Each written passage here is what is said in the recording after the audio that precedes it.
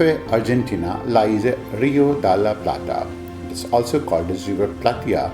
It's an estuary of the combined Paraná and Uruguay rivers in the southeastern South America and forming a marine inlet. The estuary, which carries the rivers to the Atlantic Ocean, forms part of the border between Argentina and Uruguay.